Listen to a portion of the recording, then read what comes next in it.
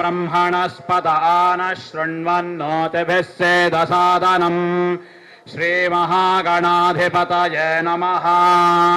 प्रणो देवे सरस्वती वाजभिर्वाजिनीवते धीनामवित्र्यवत् श्रीमहासरस्वत्यै नमः। श्रीगुरुभ्यो नमः। हरिः ओम्। शङ्कारोपेण मच्चित्तम् पङ्के कृतमबोध्यया किङ्करेयस्य सामाया शङ्कराचार्यमाश्रये प्रह्लादवरदो देवो यो नृसिंहः परो हरिः नृसिंहोपासकम् नित्यम् तम् नृसिंहगुरुम् भजे श्रीसच्चिदानन्द शिवाभिनव्य नृसिंह भारत्यभिधान्यतेन्द्रान् विद्यानिधेन्मन्त्रनिधेन् सदात्मनिष्ठान् भजे मानवशम्भरूपान् सदात्मध्याननिरतम् विषयेभ्यः परान्मुखम् नौमि शास्त्रेषु निष्णातम् चन्द्रशेखरभारतीम् विवेकिनम् महाप्रज्ञम् धैर्यौदार्यक्षमानिधिम् सदाभिनवपूर्वन्तम् विद्यातीर्थगुरुम् भजे अज्ञानाञ्जाह्नवेतीर्थम् विद्यातीर्थम् विवेकिनाम् सर्वेषाम् सुखदम् तीर्थम् भारते तीर्थमाश्रये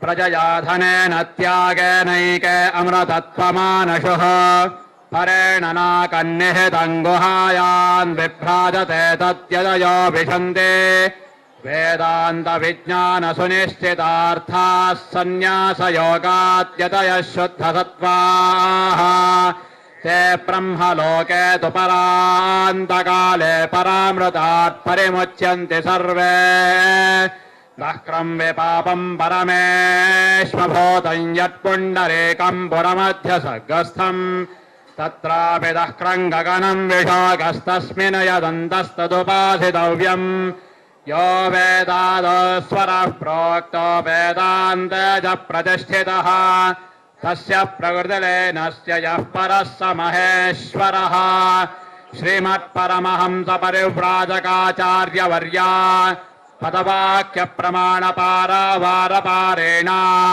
यमनियमासनप्राणायामप्रत्याहारा धारणाध्यानसमात्यष्टाङ्गयोगानुष्ठाननिष्ठा तपश्चक्रवर्ते अनाद्यविच्छिन्न श्रीशङ्कराचार्य गुरुपरम्परा प्राप्ता षट्दर्शनस्थापनाचार्या व्याख्यानसिंहासनाधीश्वरा सकलनिगमागमसारहृदया साङ्ख्यत्रयप्रतिपादका वैदिकमार्गप्रवर्तका सर्वतन्त्रस्वतन्त्रा आदिराजधाने विद्यानगरमहाराजधाने कर्णाटकसिंहासनप्रतिष्ठापनाचार्या श्रीमद्राजाधिराजगुरुभोमण्डलाचार्या ऋष्यशृङ्गपुरवराधेश्वरा तुङ्गभद्रातीरवासे श्रीमद्विद्याशङ्करपादपद्माराधका श्रीमज्जगद्गुरो श्रीमदभिनवविद्यातीर्थमहास्वामि गुरुकरकमलसञ्जाता श्रीमज्जगद्गुरो श्रीमद्भारतीतीर्थमहास्वामिनाम् दिव्यश्रीचरणारविन्दयोः साष्टाङ्गप्रणामान् समर्पयामः।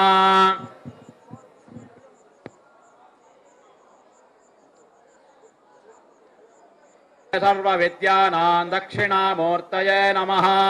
भारते करुणापात्रम् भारते पदभूषणम् भारते पदमारूढम् भारते तीर्थमाश्रये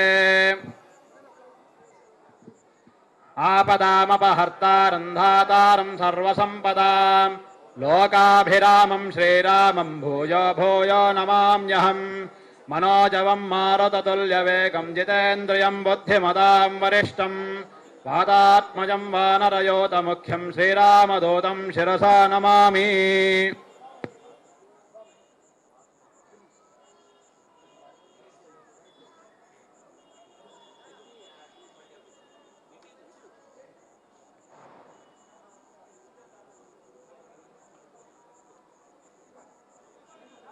धरं विष्णुं शशिवर्णं चतुर्भुजं ప్రసన్నవదనం ధ్యాయేత్ సర్వవిఘ్నోపశాంతయేత్.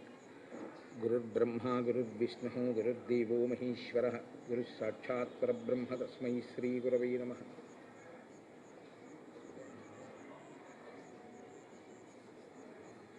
వ్యాసాయ విష్ణురూపాయ వ్యాసరూపాయ విష్ణవే నమో వై బ్రహ్మనిధయే వాసిష్ఠాయ నమో నమః. కూజంతం రామ రామేతి మధురం మధురాక్షరం ఆరుహ్య కవితాశాఖాం వందే వాల్మీకికోకిలం. శృతిస్మృతిపురాణానాం ఆలయం కరుణాలయం నమామి భగవత్పాదశంకరం లోకశంకరం. వాగర్థావివ సంపృక్తౌ వాగర్థప్రతిపత్తయే జగతః పితరౌ వందే పార్వతీపరమేశ్వరౌ. సూక్తిం సమగ్రయతున స్వయమేవ లక్ష్మీః శ్రీరంగరాజమహిషీమధురైః కటాక్షైః.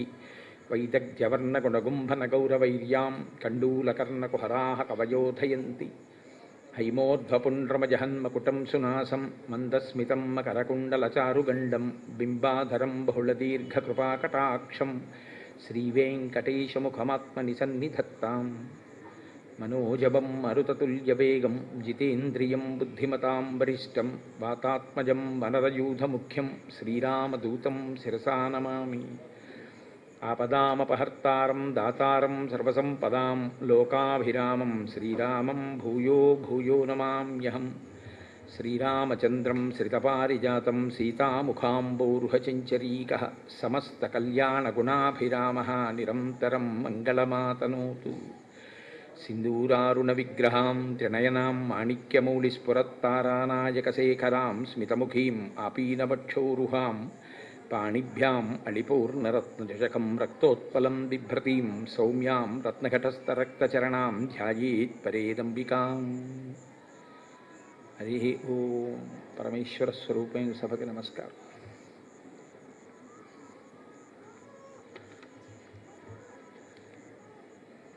పుష్పక విమానంలో నందిగ్రామానికి ఎత్తించినటువంటి రామచంద్ర ప్రభువు యొక్క పాదములకు పాదుకలు తొడిగినవాడై భరతుడు రామచంద్రమూర్తితో అంటున్నాడు, శిరస్యంజలిమాధాయ కైకేయ్యానందవర్ధన బభాషే భరతో జ్యేష్టం రామం సత్యపరాక్రమం. ఇక్కడ కైకేయ్యానందవర్ధన అంటారు భరతుణ్ణి. అంటే కైకేయి యొక్క ఆనందమును వృద్ధి చేసినవాడు. సాధారణంగా కొడుకుకి ఉన్నటువంటి పేరు సంస్కృతంలో నందనుడు అని. అంటే ఆనందమును కల్పిస్తాడు తల్లిదండ్రులకి. అందుకే దేవకీ నందనుడు, పార్వతీ నందనుడు. నందన శబ్దాన్ని తల్లితో కలిపి వేస్తారంటే తల్లికి ఆనందమునిచ్చేటటువంటి వాడై ఉంటాడు అని. కన్న కడుపు అని కదా పోతన గారంతటి వారు మహాభాగవతం చేస్తూ, చేతులారంగ శివుని పూజింపడేని నోరు నొవ్వంగ హరికీర్తి నుడువడేని దయ్యు సత్యంబు లోనుగా తలపడేని కలుగనీటికి తల్లుల కడుపు చేటు అంటారు. లోకంలో ఏ తండ్రి కన్న బిడ్డో అనరు. ఎవరైనా మహాత్ముడై 10 మందికి ఉపకారం చేసేటటువంటి జీవనం చేసేవాడు కనపడితే ఏ తల్లి కన్న బిడ్డో అంటారు. అమ్మకి కీర్తి తెస్తాడు కొడుకు, అమ్మకి కీర్తి తెస్తుంది కూతురు. కాబట్టి 9 నెలలు కష్టపడి ఆ పిల్లవాణ్ణి కడుపులో భరించి మృత్యువుతో సమానమైనటువంటి ప్రసవ వేదనని తాను అనుభవించి ఒక బిడ్డకి జన్మనిచ్చినటువంటి తల్లి కోరుకునేది ఏమిటంటే ఆ పిల్లవాడి వల్ల వంశమునకు కీర్తి రావాలని కోరుకుంటాను. కీర్తికి కారణం 10 మందికి ఉపకరించేటటువంటి జీవన విధానాన్ని కలిగి ఉండడం. కాబట్టి ఇక్కడ ఎలా కైకేయానందవర్ధన అయ్యాడు అంటే, కైకేయికి నిజంగా రామచంద్రమూర్తికి రాజ్యం ఇవ్వకూడదని, భరతుడికి రాజ్యం ఇవ్వాలని ఆవిడ హృదయంలో ఉన్నటువంటి సంకల్పం కాదు. ఈ విషయం మందర వెళ్ళి మాట్లాడడం ప్రారంభం చేసినప్పుడే మనకి స్పష్టమవుతుంది. ఆవిడ ఎంత సంతోషించిందో, రామచంద్రమూర్తికి రాజ్యం ఇస్తున్నారంటే అయోధ్యకాండలో ఎంత ఆనందపడిపోయిందో. కానీ మందర లేనిపోయినటువంటి భయాన్ని సృష్టించి ఆమె మనసుని కదిలిపోయేటట్టుగా చేసింది. అందుకే దశరథ మహారాజు గారు నిన్నటి రోజున దర్శనమిచ్చినప్పుడు రామచంద్రమూర్తికి, రామ, దేవతల యొక్క సంకల్పం ఇది, నేను పెట్టిన ముహూర్తానికి పట్టాభిషేకం జరగకూడదు అని దేవతలు నిర్ణయించారు. అందుకే నేను పెట్టుకున్న ముహూర్తం భగ్నమైపోయింది. అయిపోయి నువ్వు అరణ్యవాసానికి వెళ్ళావు. నువ్వు అరణ్యవాసానికి వెడితే తప్ప రావణవధ జరగదు అని సంకల్పించిన దేవతలు కైకేయి చేత ఆ కోరిక కోరేటట్టు చేశారు అని చెప్పారు. కాబట్టి నిజానికి కైకేయికి రామచంద్రమూర్తి యొక్క పట్టాభిషేకాన్ని పాడు చేయాలన్న ఉద్దేశ్యం కానీ, భరతుడికి రాజ్యం ఇవ్వాలన్న కోరిక కానీ లేని తల్లి ఆవిడ. ఆవిడికి రాముడు రాజు కావడమే ఆవిడికి ఇష్టం. కాబట్టి అక్కడ ఉన్న వాళ్ళల్లో రాముడి పట్టాభిషేకం చూసి ఓర్వలేనిదిగా మనం అనుమానపడవలసినది ఎవరైనా ఉంటే కైకేయి గురించి మనం ఏమైనా అనుమానపడతామేమోనని మహర్షి మరొక్కసారి జ్ఞాపకం చేస్తున్నారు. కైకేయ్యానందవర్ధన. నిజంగా కైకేయికి రాముడు రాజు కావాలని కోరగలిగినటువంటి విశాలమైన హృదయం ఉండడం ఒకెత్తు, రాచరికం తనకి అయాచితంగా లభించిన 14 సంవత్సరములు రాజ్యం చెయ్యవయ్యా అని రాముడే అధికారం ఇచ్చిన, రామ పాదుకలు పెట్టి రాజ్యం చేసి ఒకవేళ భరతుడికి రాజ్య వ్యామోహం ఏమాత్రమైనా కలిగినట్లు నీకు అనుమానం కలిగితే నువ్వు వెనక్కొచ్చే హనుమ, నేను రాజ్యాన్ని భరతుడికి ఇచ్చేస్తాను అని రామచంద్రమూర్తి ప్రతిపాదించిన 14 సంవత్సరముల అధికారము తర్వాత కూడా అధికారమునందు ఏమాత్రము వాంఛ లేకుండా, ఇది రాముడిది, నేను పరిపాలిస్తున్నాను తప్ప నేను పరిపాలిస్తున్న వాళ్ళను కాను అని ప్రతిక్షణం జాగరూకుడై ఏ పాటి అభిజాత్యమో పెంచుకోకుండా రామ కింకరుడుగా మిగిలిపోయినటువంటి మహాపురుషుడు భరతుడు. ఆయన అలా ఉండబట్టి కైకేయి యొక్క కోరిక ఇవాళ తీరుతోంది. కాబట్టి ఆయన కైకేయ్యానందవర్ధన శిరస్యంజలి మాధాయ. ఇప్పటిదాకా తాను అధికారంలో ఉన్నాడు, తానే పరిపాలన చేశాడు. అయినా రాముణ్ణి చూసేటప్పటికీ ఎంత వినయం అంటే ఆయనకి శిరస్యంజలి మాధాయ. ఇది ఈ వినయం పెద్దల్ని చూసినప్పుడు ఆ గౌరవంతో ప్రవర్తించగలగడం పుట్టుకతో రావాలి. రాకపోతే ఏమవుతుందంటే ఎవరిని ఎక్కడ గౌరవించాలో చేతకాంతనం అలవాటు అవుతుంది. కర్తవ్యము కృతం కార్యం సతామన్యుమిదీరయేత్. పెద్దలకి కోపం వస్తే ఎందుకు వస్తుందంటే చెయ్యవలసిన పనిని చెయ్యవలసిన సమయంలో చెయ్యకపోవడం వల్లే కోపం వస్తుంది. కాబట్టి ఎప్పుడైనా ఎవరైనా జ్ఞాపకం పెట్టుకోవలసింది ఏమిటంటే ఏ సందర్భంలో ఎక్కడ ఏ కాలంలో ఎవరిని గౌరవించాలో ఆ గౌరవాన్ని ఇవ్వడం చేతనైతేనే ఆయా స్థానములను అలంకరించవలసి ఉంటుంది. అది చేత కాకపోతే వాళ్ళకి ప్రమాదం, పెద్దల యొక్క ఆగ్రహాన్ని పొందుతారు. కాబట్టి అలా కాకూడదు అంటే ఆయా కాలముల యందు ఆయా సందర్భముల యందు ఎవరిని ఎలా గౌరవించాలో నేర్చుకుని ఉండాలి. ఇది భరతుడు మళ్ళీ మనకి చూపిస్తాడు. శిరస్యంజలి మాధాయ. ఎంత వినయం మహానుభావుడికి! శిరస్సు యందు 2 చేతులు దోసిలి కట్టి అంజలి ఘటించి పరమ వినయంతో రామచంద్రమూర్తి దగ్గరికి వచ్చి బభాషే భరతో జ్యేష్ఠం రామం సత్యపరాక్రమం. సత్యపరాక్రముడైనటువంటి రాముడు అంటారు మహర్షి. ఆయన ఎప్పుడు అనుష్ఠించినా అదే మారనటువంటి పరబ్రహ్మమునందు రమించడానికి మారేటటువంటి ధర్మాన్ని పట్టుకున్నటువంటి వాడు రామచంద్రమూర్తి. అందుకే సత్యమేవేశ్వరో లోకే సత్యం పద్మాశ్రితా సదా సత్యమూలాని సర్వాణి సత్యాన్నాస్తి పరమం పదం అంటాడు. నాకు సత్యమే సర్వస్వం, సత్యమునే లక్ష్మి ఆశ్రయించి ఉంది. అలా ఆశ్రయించినటువంటి సత్యమును నేను విడిచిపెడితే నేను సమస్తము పోగొట్టుకుంటాను, నాకు సత్యమే కావాలంటాడు రాముడు. కాబట్టి సత్యమే పరాక్రమముగా కలిగినటువంటి వాడు. సత్యపరాక్రముడైనటువంటి రాముడితో భరతుడు మాట్లాడుతున్నాడు. పూజిత మామికా మాతా దత్తం రాజ్యం ఇదం మమ తద్దదామి పునస్తుభ్యం యథాత్వమదదామమ. నాయన రామ, మహానుభావ, నువ్వు పూజిత మామికా మాత, మా అమ్మ మాటకి ఎంత గౌరవించావయ్యా! నిజంగా ఆ రోజున దశరథ మహారాజు గారు ఒక స్త్రీ మాటకి నేను కట్టుబడ్డాను, ఈమె వరములన్న పేరుతో నన్ను నిర్బంధిస్తోంది, రామా నువ్వు నన్ను ఖైదు చేసి రాజ్యం పుచ్చుకో అన్నారు. అయినా సరే నాకు నాన్నగారు మిమ్మల్ని ఖైదు చేసి రాజ్యం పుచ్చుకోవడం కాదు, మిమ్మల్ని సత్యమునందు నిలబెట్టిన వాడు కొడుకని, అమ్మా పుట్టినప్పటి నుంచి నన్ను చూస్తున్నావు, రాజ్యమే కావాలంటే తల్లి నువ్వు నాన్నగారిని వరాలు అడగాల అమ్మా, నువ్వు పిలిచి చెప్తే నేను వెళ్ళిపోనా అమ్మా, నాకు ఇవన్నీ అక్కర్లేదమ్మా అని నహమర్ధపరోదేవీ లోకమా వస్తుముత్సహే విద్ధిమాం ఋషిభి తుల్యం కేవలం ధర్మమాస్థితం అంటాడు మహానుభావుడు అయోధ్యకాండలో. అమ్మా నాకు ధర్మము కావాలమ్మా, నేను ఋషిని, నాకు దేని మీద కోరిక ఉన్నవాణ్ణి కాను, అటువంటి ఋషినమ్మా నేను. కాబట్టి నాకు కావలసింది ధర్మం ఒక్కటే, నాన్నగారిని సత్యమునందు నిలబెట్టడమే, నువ్వు చెప్తే వెళ్ళిపోనా అమ్మా అంటాడు. అంతగా నా తల్లిని పూజించినటువంటి వాడివి, పూజిత మామికా మాత, మా అమ్మ మాటని నిజం చేయడానికి, మా అమ్మ కోరుకున్న కోరికని నిజం చేయడానికి ఇంత పెద్ద సామ్రాజ్యాన్ని విడిచిపెట్టి వెళ్ళిపోయావు రామా. దత్తం రాజ్యం ఇదం మమ, ఆ రాజ్యాన్ని 14 ఏళ్ళు పరిపాలించు అని నాకు ఇచ్చావు నువ్వు. అది 14 ఏళ్ళు నీదైన రాజ్యాన్ని నీ కొరకు నేను పాలించాను తప్ప నీదైన రాజ్యాన్ని నాదిగా తీసుకుని నేను ఎన్నడూ పరిపాలించలేదు. కాబట్టి తద్దదామి పునస్తుభ్యం, దానినే నేను నీకు ఇస్తున్నాను మళ్ళీ. యథాత్వమదదామమా, నువ్వు ఎలా ఇచ్చావో అలా తిరిగి నీకు నేను అందజేసేస్తున్నాను. ఇది మనుష్యుడిగా జన్మించినటువంటి ప్రతి వాడు కూడా ఈశ్వరుని విషయంలో జ్ఞాపకం ఉంచుకోవలసినటువంటి మాట. ఏ విభూతి మనకి కలిగినా అది ఈశ్వరానుగ్రహమే. తిరిగి మనం ఎవరికి సమర్పించవలసి ఉంటుందంటే దాన్ని ఈశ్వరుడికే సమర్పించడం నైవేద్యం. ఆయనకే సమర్పించి ప్రసాదంగా అనుభవించిన వాడెవరో వాడు ధన్యాత్ముడు.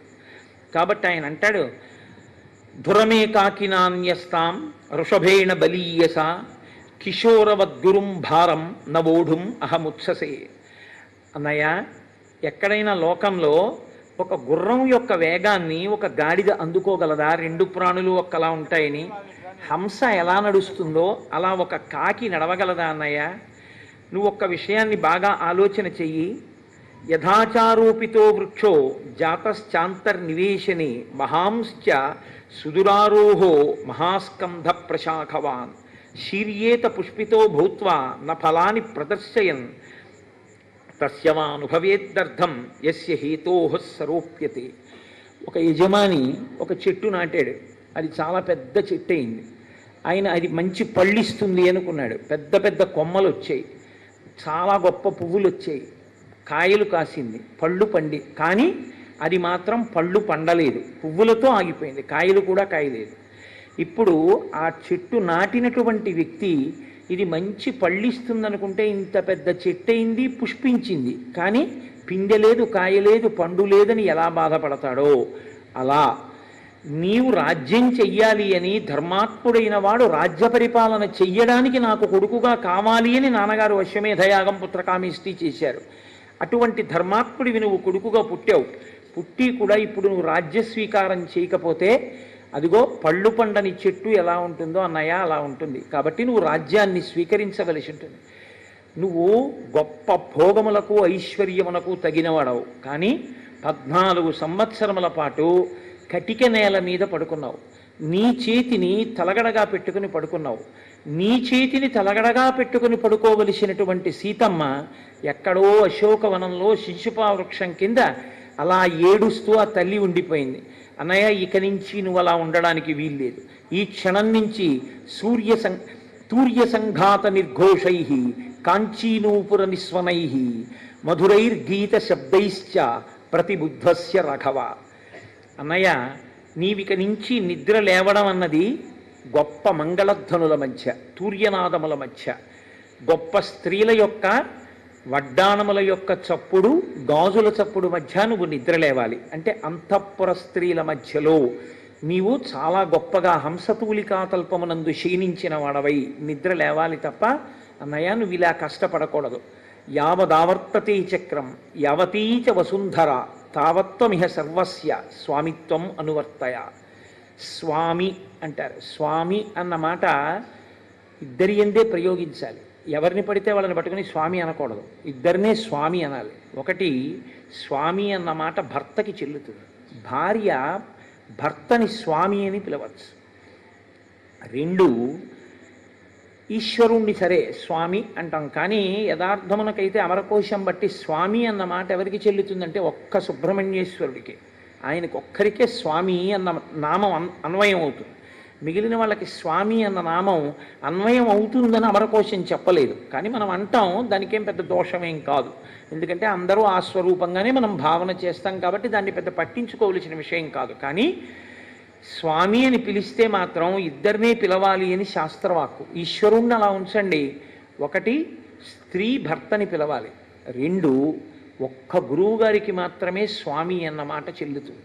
ఒక గురువు గారిని పిలిచి సంబోధించేటప్పుడు స్వామి అని పిలిచి సంబోధించవచ్చు. ఎందుకంటే స్వామి అంటే సమస్తము తనదైనవాడు, కేవలము తన సంకల్పము చేత శిష్యులను అనుగ్రహించగలిగినవాడు, ఆయన కోపము చేత నశింపచేయగలిగినవాడు. అందుకని ఆయన సృష్టికర్త, స్థితికర్త, ప్రళయకర్తగా ఉండగలిగినవాడు, అంతటి ఉపాసన బలమున్నవాడు. కాబట్టి అందుకని సర్వతంత్ర స్వతంత్ర అని పిలుస్తూ ఉంటాం గురుస్తోత్రంలో. అటువంటి మహనీయులు కాబట్టి గురువు గారి దగ్గరికి వెళ్ళి సంబోధించినప్పుడు హే స్వామిన్ అని పిలుస్తూ ఉంటారు. స్వామి అన్న సంబోధన ఉంది. భరతుడు ఇవాళ స్వామి అని పిలుస్తున్నాడు. స్వామి అని పిలుస్తున్నాడంటే ఒక్కటే కారణం, ఆయన యందు ఈశ్వరతత్వాన్ని చూశాడు అని గుర్తు. ఒక గురుతత్వాన్ని చూశాడు తప్ప కేవలం ఒక అన్నగారిని చూసి మాట్లాడుతున్నవాడు కాడు. ఎందుకంటే అన్నగారిని స్వామి అన్న మాటతో సంబోధన లేదు. యావదావర్తతే చక్రం, ఒకటి రథచక్రము ఎంత దూరం పెడుతుందో అంతవరకు ఉన్నటువంటి ఈ భూమండలానికి, యావతీచ వసుంధర, ఎంతవరకు ఈ భూమి ఉందో ఆ భూమికి అంతటికి, తావత్వమిహ సర్వస్య స్వామిత్వం అనువర్తయ, అక్కడ వరకు అంతా నీదే, నీదైనటువంటిది మాకిచ్చి మేము ఆనందం అనుభవిస్తే మా ఆనందాన్ని చూసి నువ్వు ఆనందాన్ని అనుభవిస్తున్నావు. ఇదే మనం సాధారణంగా ఈశ్వరుడి విషయంలో ఇద్దరు భార్యలుగా చూపిస్తుంటారు మన వాళ్ళు, ఉభయనాంచారులు అంటుంటారు. ఇదే శ్రీ భూ సమేత వెంకటేశ్వరుడు. అంతకన్నా ఇంకొక మాట లేదు శాస్త్రంలో, శ్రీ భూ సమేతే, శ్రీ భూ సమేత వెంకటేశ్వరుడు. ఎందుకు అలా ఉంటాడు అంటే ఆయనకి ఏదో సరదాకి ఇద్దరు పెళ్ళాలి చేసుకున్నాడని కాదు. శ్రీ భూ, మీరు ఆలోచించండి, మధ్యలో ఉన్నవాడు ఈశ్వరుడు, ఆయనకి భూమి ఒక భార్య, శ్రీ ఒక భార్య. ఈ భూమికి శర్వాణి తత్వం ఉంది, అందుకే శర్వ అన్న నామం విష్ణువుకి ఉంది, శర్వ అన్న నామం శివుడికి ఉంది. శివుని యొక్క అష్టమూర్తుల్లో ఒక నామం శర్వ, అందుకే శర్వాయ దేవాయ నమః అంటాం. అలాగే శర్వ అని విష్ణువుని కూడా సంబోధిస్తాం, విష్ణు సహస్రంలో ఉంది ఆ నామం. శర్వుడు అంటే భూమి నుండి ఐశ్వర్యముని ఇచ్చేవాడు అని. ఐశ్వర్యం ఎక్కడి నుంచి వస్తుందంటే భూమిలోంచే వస్తుంది. నేను మీకు ఇంత పూర్వం ఎక్కడో మనవి చేశాను, ఆదిత్య హృదయం అని చెప్తూనో ఎక్కడో, ఈ శరీరం బతకాలి అంటే కావలసినవి భూమిలోంచే వస్తాయి.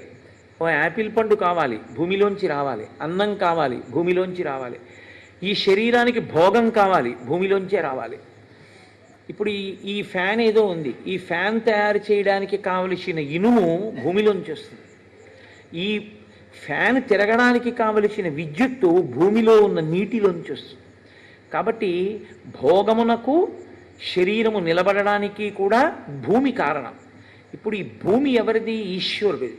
అందుకని ఆయనకి భార్య. ఈ భూమిలోంచి ఐశ్వర్యం ఇస్తుంది భూమి, కానీ అది మీ కష్టాన్ని బట్టి ఐశ్వర్యం వస్తుంది. అనుభవించడం, మీరు అనుభవించాలా అనుభవించకూడదా అన్నది మీరు కష్టపడ్డారు కాబట్టి ఇవ్వాలనేం లేదు. మీరు కష్టపడినది మీకు ఇవ్వాలా వద్దా, మీ చేత అనుభవింప చెయ్యాలా వద్దా అని నిర్ణయించవలసిన వాడు మధ్యలో ఉన్నవాడు. మీరు కష్టపడినందుకు పంట పండినా ఈశ్వరుని యందు ద్వేషబుద్ధితో బతకడం లోకంలో ఎక్కువైపోయింది అనుకోండి, అనాచారం ఎక్కువైపోయింది అనుకోండి, అస్తిక్య బుద్ధి నశించిపోయింది అనుకోండి, యజ్ఞయాగాది క్రతువులు నశించిపోయాయి అనుకోండి, పెద్దల ఎడల వినయ విధేయతలు నశించిపోయాయి అనుకోండి, ఈశ్వరుని యొక్క ఆగ్రహానికి గురవుతాం. అప్పుడు ఈశ్వరుడు ఏమంటాడంటే దీనిని ఐశ్వర్యముగా మార్చవద్దు అంటాడు. అందుకని ఆవిడ శ్రీదేవి. ఇప్పుడు ఐశ్వర్యంగా ఎందుకు మారదంటే పంట పండుతుంది, తుఫాన్ వస్తుంది, పంట విరగకాశి ఉంటుంది, పెద్ద గాలివాన్ వస్తుంది, అరటి చెట్లన్నీ మంచి గెలలతో ఉంటాయి, పెద్ద గాలివాన్ వచ్చి చెట్లన్నీ నేల మీద పడిపోతాయి. అంటే మీరు పండించినది మీ నోటికి అందదు. ఇన్ని ఇంగ్లీష్లో ఒక ప్రొవెర్బ్లో అంటుంటారు, there may be a slip between cup and lip అని. అది మీ చేతిలో ఉన్నది మీ అనుభవంలోకి మారదు. అందుకే రుద్రంలో అభిషేకం చేస్తే ఓ మాట అడుగుతూ ఉంటారు, ద్రాపే అంధస్సస్పతే దరిద్రం నీలలోహిత అని. ఈశ్వర, ఐశ్వర్యం అన్న మాటకు అర్థం ఏమిటంటే ఉన్నది అనుభవించుట, అనుభవించగలిగినటువంటి శక్తి శరీరమునందు ఉంటే దానికి ఐశ్వర్యమని పేరు, శ్రీ అని పేరు. ఇప్పుడు ఇవ్వాలన్నా ఈవిడే, ఇచ్చింది అనుభవించాలన్నా ఈవిడే, అనుభవింపచేయాలన్నా ఈవిడే. ఈవిడ అనుభవింపచేసే శక్తిని ఇవ్వాలన్నా, అనుభవించడానికి కావలసినవి ఈవిడ ఇవ్వాలన్నా ఈయన అనుగ్రహాన్ని బట్టే వాళ్ళిద్దరిస్తారు. ఈయన కాళ్ళు మీరు పట్టుకుంటే వాళ్ళిద్దరూ కూడా సంతోషిస్తారు. అందుకే మనకి లోకంలో ఆచారం ఏమిటంటే భర్త కాళ్ళు పట్టుకుంటే భార్య సంతోషిస్తుంది. శంకర భగవత్పాదులు సౌందర్యలహరి చేశారు. సౌందర్యలహరి అమ్మవారి యొక్క వైభవానికి సంబంధించిన స్తోత్రం. కానీ శంకరులు అమ్మవారి స్తోత్రం చేస్తున్నాను కదా అని శివా అని మొదలెట్లేదు. శివా అని దీర్ఘం ఇచ్చారనుకోండి అమ్మవారు. అమ్మవారిని స్తోత్రం చేస్తే అమ్మవారు ఖేదపడుతుంది. అమ్మవారు సంతోషించాలంటే ఆవిడ మహాపతివ్రత కాబట్టి ఆవిడ భర్తని స్తోత్రం చేయాలి. కాబట్టి శంకరులు అందుకే లోకానికి ఈ మర్యాద నేర్పడం కోసం శివా అని మొదలెట్లేదు సౌందర్యలహరి.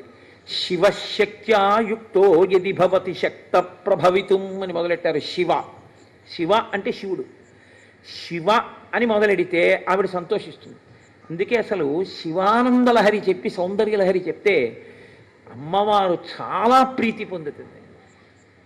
ఇది ప్రత్యక్షంగా పెద్దలైనటువంటి వారు అనేక పర్యాయాలు అనుభవించారు జీవితంలో. అమ్మవారి అనుగ్రహానికి శివానందలహరి చెప్పి సౌందర్యలహరి చెప్తే అమ్మవారు ఎంత అనుగ్రహిస్తుందో స్ఫుటంగా కనపడుతుంది మీకు.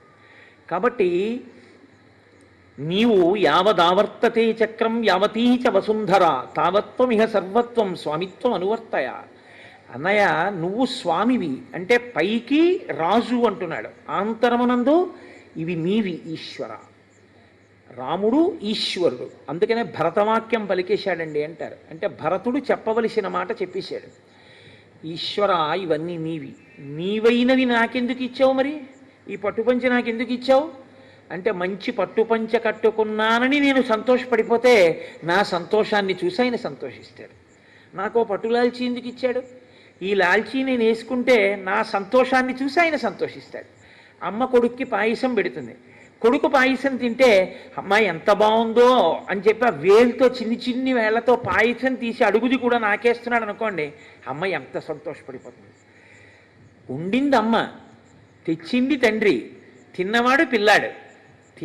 పిల్లవాడు తింటే అమ్మా నాన్న సంతోషపడ్డం ఏమిటి, తల్లి తండ్రి కాబట్టి వాళ్ళిద్దరెవరు లోకానికి సీతారాములు, వాళ్ళే తల్లిదండ్రులు, వాళ్ళిద్దరే పార్వతీ పరమేశ్వరులు. అందుకే వాగర్ధావివ సంపృక్తవు వాగర్ధ ప్రతిపత్తయే జగత పితరౌ వందే పార్వతీ పరమేశ్వరం. పార్వతీ పరమేశ్వరం లక్ష్మీనారాయణులనండి, పార్వతీ పరమేశ్వరులనండి వాళ్ళే. కాబట్టి ఈశ్వర నీదైనది నాకు ఇస్తున్నావు, అది నేను పుచ్చుకొని సంతోషిస్తే నా సంతోషాన్ని చూసి నువ్వు సంతోషిస్తావు, అటువంటి వాడివి.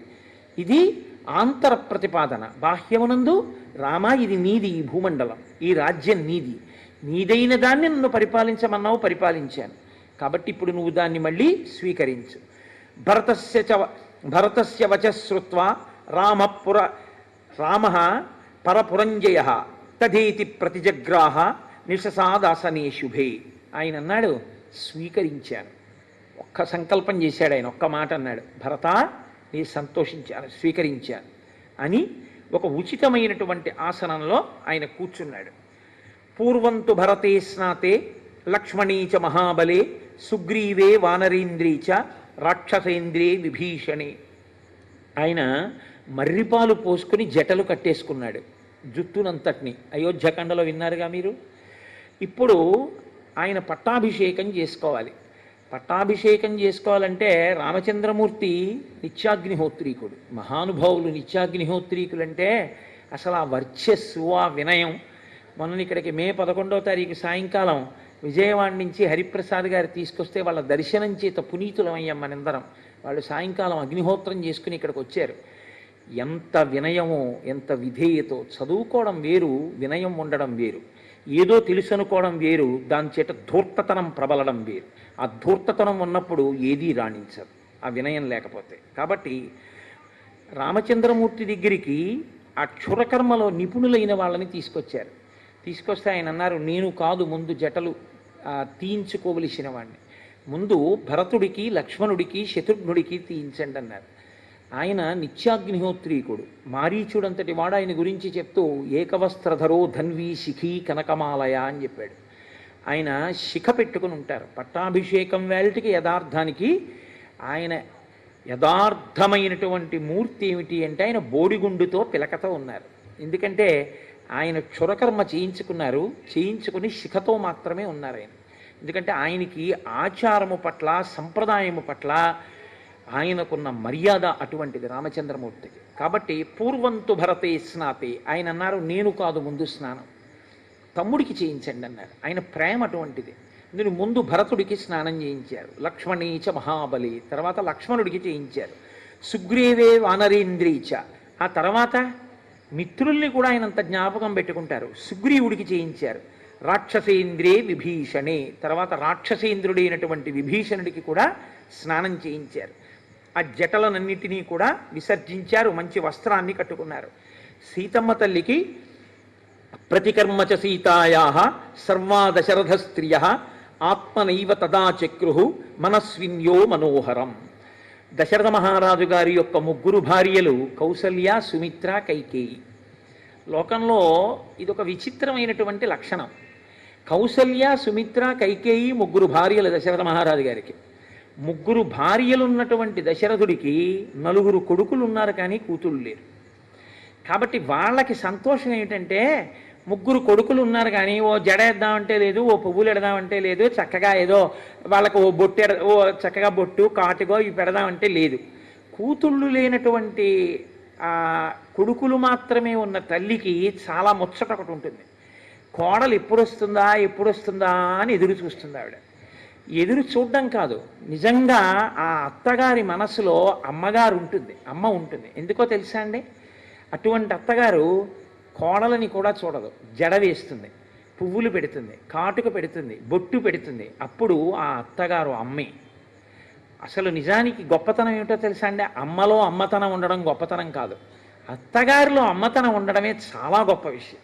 అత్తగారు అమ్మగా అత్తగారిలో అమ్మని చూసుకుని అత్తగారితో అలా కోడలు కలిసిపోవాలి.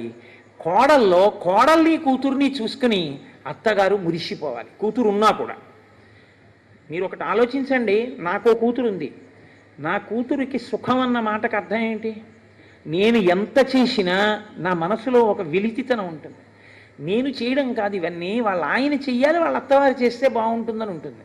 వాళ్ళ అత్తవారి వల్ల తృప్తి పొందితే నా కూతురు నేనెంతో సంతోషిస్తాను. ఏమి నా కూతురు అయితే ఆ న్యాయమా? రేపు నా కోడలు వస్తే అప్పుడు నా కోడలు ఎక్కడ సుఖపడాలి? నా దగ్గర సుఖపడాలి. మామగారిని అయినందుకు ఏమిటి నా పెద్దరికం?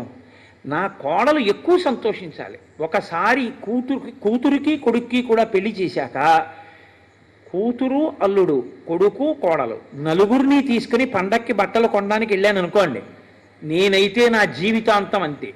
నా కూతురు ఎలా అత్తవారింట్లో సుఖపడాలని కోరుకుంటానో, ఒకవేళ నా కూతురు వాళ్ళ వదిన ఇద్దరూ కలిసి, అంటే కూతురు కోడలు కలిసి ఇద్దరూ 10,000 రూపాయల పట్టు చీరలే కొనుక్కున్నా, నేను మాత్రం నా కోడలి బిల్లు నువ్వు వేసుకొని 10 రూపాయలు ఎక్కువ ఇచ్చేస్తాను.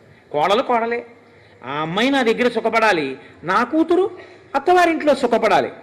నీ కూతురైతే అత్తవారింట్లో సుఖపడాలని కోరిక, నీ కోడలైతే నీ దగ్గర సుఖపెట్టకుండా బాధపెడతావా? తప్పు కదది. ఈ మర్యాద మీరు గమనించగలిగితే ఎంత అందంగా ఉంటుందో. సీతమ్మ తల్లి యందు కైకమ్మకి ఏ భేదము లేదనడానికి గుర్తేమిటో తెలుసా అండి? సీతమ్మ తల్లికి అలంకారం ఎవరు చేయక్కర్లా, ఆవిడే చేసుకుంటుంది. కాదుట, కౌసల్య, సుమిత్ర, కైకేయి 3 కలిసి ఆవిడ యొక్క జడ దువ్వారట, ఆవిడికి కొప్పు వేశారట, ఆవిడికి పువ్వులు ఎట్టారట, కాటుకు ఎట్టారట, బొట్టు ఎట్టారట. ఎంత పొంగిపోయారోట 3 అత్తగారులు. ఇంత గొప్ప కోడలు మా వంశ ప్రతిష్ట నిలబెట్టిందని. అత్తగారు మామగారు అంటే కోడల్ని అంత ప్రేమిస్తారు అని శాస్త్రవాక్కు. కాబట్టి వాళ్ళు ప్రతికర్మచ సీతాయా సర్వా దశరథ స్త్రియ ఆత్మనైవ తదా చక్రు మనస్విన్యో మనోహరం. శ్రీరామాయణం అందుకే కేవలం వినేది కాదు అని నేను మీకు మనవి చేస్తుంటా. శ్రీరామాయణం విన్నవాడి బుద్ధిలో ఖచ్చితంగా ఒక మార్పు ఉంటుంది. తతో వానరపత్నీనాం సర్వేషామేవ శోభనం చకారయత్నాత్ కౌసల్య ప్రహృష్ట పుత్రలాలస. ఇంతకాలం తర్వాత కొడుకుని చూసుకున్నటువంటి కౌసల్య, నా కొడుకు ఇవాళ ఈ అభ్యున్నతిని పొందడానికి కారణమైనటువంటి వాళ్ళు వానరనాయకుడైన సుగ్రీవుడు, రాక్షసనాయకుడైన విభీషణుడని పట్టుపట్టి వానరనాయకుడైన సుగ్రీవుడి యొక్క భార్యలకి అలంకారాలు చేసిందిట. వాళ్ళు కామరూపులు, మానవ రూపంలో ఉన్నారు. ఇప్పుడు రామచంద్రమూర్తిని శత్రుఘ్నుడు ఒక రథాన్ని పూంచి తీసుకొచ్చి అక్కడ నిలబెట్టి, అన్నయ్య రథం ఎక్కువ అన్నాడు. తత శత్రుఘ్నవచనాత్ సుమంత్రో నామ సారథి యోజయిత్వాభిచక్రామ రథం సర్వాంగశోభనం అర్కమండల సంకాశం దివ్యం దృష్ట్యా రథోత్తమం ఆరురోహ మహాబాహు రామ సత్యపరాక్రమం. ఆ సుమంత్రుడికి చెప్పి ఒక రథాన్ని తీసుకొచ్చి శత్రుఘ్నుడు మేలైన గుర్రములతో పూంచినటువంటి దాన్ని సూర్యమండలంలో ఉన్నటువంటి రథాన్ని అక్కడ పెట్టాడు. మహానుభావుడైనటువంటి రామచంద్రమూర్తి ఆ రథాన్ని అధిరోహించారు. సుగ్రీవుడు హనుమంతుడు మొదలైనటువంటి వాళ్ళు గొప్ప కాంతి కలిగినటువంటి కుండలములు ధరించినటువంటి వారై ఆ నందిగ్రామం దగ్గర నుంచి అయోధ్యా పట్టణానికి బయలుదేరారు. అలాగే సుగ్రీవ పత్నులు సీతమ్మ తల్లితో కలిసి ఆ నగర వీధులన్నీ చూస్తూ వెళ్ళడం కోసమని వాళ్ళు బయలుదేరారు. ఇప్పుడు రామచంద్రమూర్తి పట్టాభిషేకం కోసం నందిగ్రామం నుంచి అయోధ్య వరకు అందరూ కలిసి బయలుదేరారు. ఈ రథం వెడుతుంటే మనం లోకంలో 2 పనులు చేయడానికి చాలా సిగ్గుపడిపోతాం. ఒకటి, నేను ఆ పదవిని కించపరచట్లేదు అని మీరు బాగా గుర్తుపెట్టుకోవాలి. డ్రైవర్ పోస్ట్ చేయడం అంటే ఓ చిన్నతనం, ఒక మెసెంజర్ పోస్ట్ చేయడం అంటే ఒక చిన్నతనం. కోరి కోరి ఈశ్వరుడు చేసినవి ఈ 2. పైగా అవి బిరుదుల కింద పెట్టుకున్నాడు ఆయన. నేను పాండవ దూత, పార్థసారథి. నేను పార్థుడికి డ్రైవర్ని, పాండవులకు మెసెంజర్ని అని ఆయన ఆ 2 బిరుదునామాలుగా స్వీకరించాడు. నిజానికి ఎంత గొప్పవాడైనా వాడి భద్రత అంతా ఎదురుగుండా కూర్చుని నడిపేవాడి చేతిలోనే కదండి ఉంది. కాబట్టి ప్రేమ అన్నమాటకు అర్థం చూడండి. మనం కూడా రాజకుమారులమేగా, బుద్ధిగా మనం రథం తోలడం ఏమిటి అసహ్యంగానో అనుకోలేదు. వాళ్ళ ప్రేమ అటువంటిది. అన్నయ్య ఇంత కష్టపడి వచ్చాడు మన అన్నయ్య అని శత్రుఘ్నుడు ఎంతో సంతోషంగా ఆ రథము యొక్క కళ్ళాల్ని పట్టుకున్నట్టు. అలాగే ఆ చుట్టూ ఉన్నటువంటి ఆ భరతుడు గుర్రము యొక్క కళ్ళెములను పట్టుకుంటే శత్రుఘ్నుడు శ్రీరాముని యొక్క శిరస్సు మీద ఛత్రాన్ని పట్టుకున్నాడు. లక్ష్మణుడు ఒక పక్కన నిలబడి వింజామర వేస్తున్నాడు. విభీషణుడు ఇంకొక వింజామర తీసుకుని ఆయన వేస్తున్నాడు. భరతుడు అక్కడ ఉన్నటువంటి పురోహితులందరితో ఎంత వైభవోపేతంగా శ్రీరామ పట్టాభిషేకం జరగాలి అన్నది ఆలోచన చేస్తున్నాడు. ఇంత సంతోషంగా ఈ అన్నదమ్ములందరినీ చూస్తేట ఇద్దరి కళ్ళమ్మట నీళ్లు కారేయట. ఒకడు సుగ్రీవుడు, ఇంకొకడు విభీషణుడు. విభీషణుడు అనుకున్నాడు, అయ్యో మేము 3 అన్నదమ్ములం, రావణ కుంభకర్ణ విభీషణులం, లోకాన్నంతటినీ శాసించగలిగిన మొనగాళ్ళం. కానీ మా అన్నయ్యలు దారి తప్పారు, దెబ్బలాడుకున్నాం, ఆఖరికి 2 అన్నయ్యలు మరణించారు, నేను ఒక్కడిని మిగిలాను. జగజ్జెట్టి మా అన్నయ్య వాలి, ఆ అన్నయ్య పోయాడు, నేను ఒక్కడిని మిగిలాను. ఈ భాతృప్రేమ మా జీవితంలో తెలియదు. మేము ఎప్పుడూ దెబ్బలాడుకోవడం, ఆఖరికి చచ్చిపోవడం, ఎవడో ఒకడు మిగలడం. అన్నదమ్ములంటే వీళ్ళు పెద్దన్నగారి పట్ల ఎంత గౌరవంతో జీవించారో, ఎంత మర్యాదగా జీవించారో అని నేను ఎంత సంతోషించాడో మహానుభావుడు. అందుకే ఆ అన్నదమ్ముల బిడ్డలు, ఆ ప్రేమ అవి చూస్తే ఎంతో సంతోషంగా ఉంటుంది. హరిప్రసాద్ గారు వాళ్ళ అన్నగారు వచ్చిన రోజున నా దగ్గరికి వచ్చి అంత గౌరవంగా వాళ్ళ అన్నగారి గురించి నా చెవిలో చెప్పి, వాళ్ళ అన్నగారిని అంత వినయంగా పిలిచి నాకు దండేయించి, వాళ్ళ అన్నగారి కొడుకు నాకు దండే వేస్తున్నప్పుడు వాడొచ్చాడు అని ప్రేమగా, కొడుకు కాబట్టి, తమ్ముడు కొడుకు కాబట్టి చెప్తుంటే నాకు ఎంత ఆనందం వేసిందో. అన్నదమ్ముల మధ్య, అన్నదమ్ముల బిడ్డల మధ్య సఖ్యత ఉంటే అదొక గొప్ప బలం, అదొక గొప్ప సంతోషం. కాబట్టి ఇప్పుడు ఆ రథం బయలుదేరింది. మహర్షులు, మరుద్గణములు, దేవతలు అందరూ ఆకాశంలో నిలబడి రామచంద్రమూర్తి యొక్క పట్టాభిషేకాన్ని చూస్తున్నారు. నందిగ్రామం నుంచి ఊరేగింపు బయలుదేరింది అయోధ్య వరకు.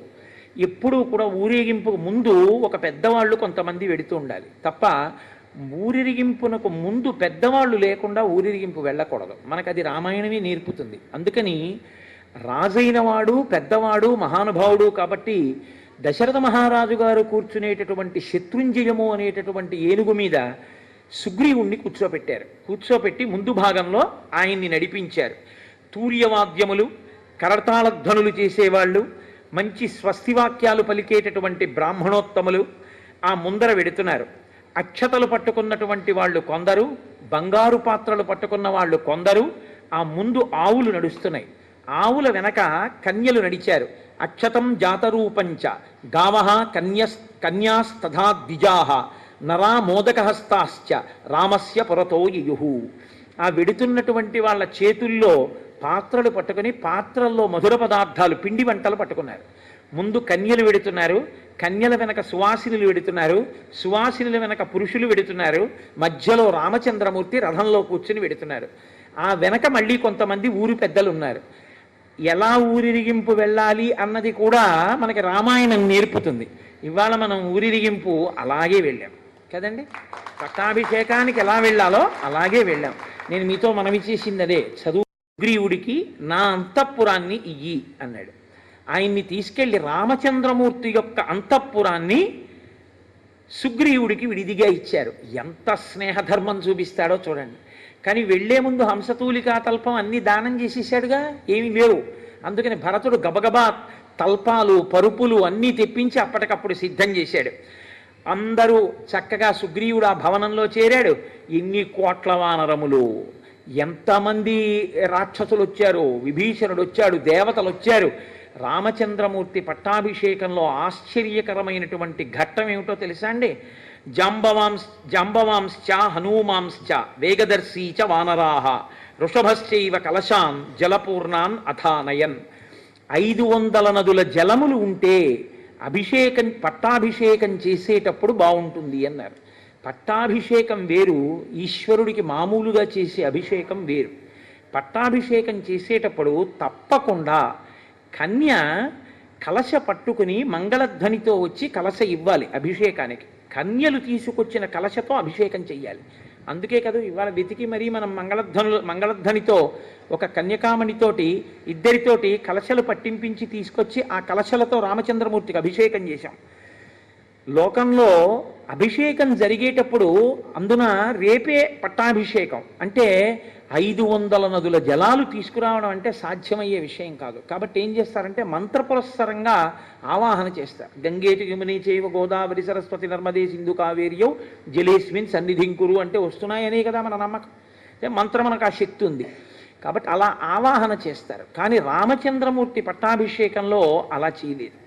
ఎందుచేత అంటే అత్యంత బలమైన వానరులు ఉన్నారు. భరతుడు అన్నాడు, మా అన్నయ్య పట్టాభిషేకానికి 500 నదుల జలాలు కావాలన్నాడు. వెంటనే సుగ్రీవుడు వానరోత్తములందరినీ పిలిచి మీ అందరూ వెళ్ళి 500 నదుల జలాలు తీసుకురండి అన్నాడు. వాళ్ళు సూర్యోదయంలో బయలుదేరారు బ్రాహ్మీ ముహూర్తంలో. అంతే చక్కగా పట్టాభిషేకం వేళటికి మంటపంలోకి 500 నదుల జలాల్ని వాళ్ళు తీసుకొచ్చారు. ఎలా తీసుకొచ్చారో తెలుసా అండి? మామూలుగా తీసుకురాలేదు. పట్టాభిషేక సర్గందుకే శ్రీరామనవమి నాడు పారాయణ చేస్తారు. ఏ దిక్కుకు వెళ్ళినప్పుడు ఏ పవిత్ర వస్తువు కనపడితే దాన్ని ఆచ్ఛాదించి తీసుకొచ్చారు. ఎర్రచందనపు కొమ్మలు కనపడ్డాయనుకోండి, వాళ్ళు తెస్తున్న కలశ మీద ఎర్రచందనపు కొమ్మలని ఆచ్ఛాదించి తీసుకొచ్చారు.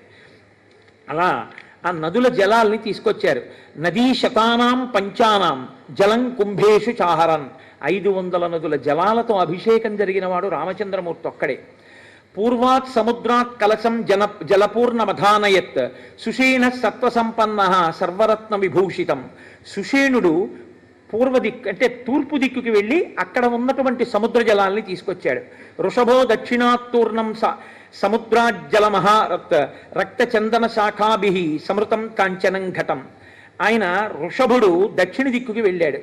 సముద్రాజ్జలమాహరత్ అక్కడి నుంచి ఆ దక్షిణ సముద్రంలో ఉండేటటువంటి నీళ్లు తీసుకొస్తూ దక్షిణ దిక్కున రక్తచందన వృక్షాలు ఎర్రచందన వృక్షాలు ఎక్కువగా ఉంటాయి కాబట్టి ఓ కొమ్మ ఒక దాన్ని విరిచి ఆ కలశ మీద పెట్టి పట్టుకొచ్చాడు చక్కగా.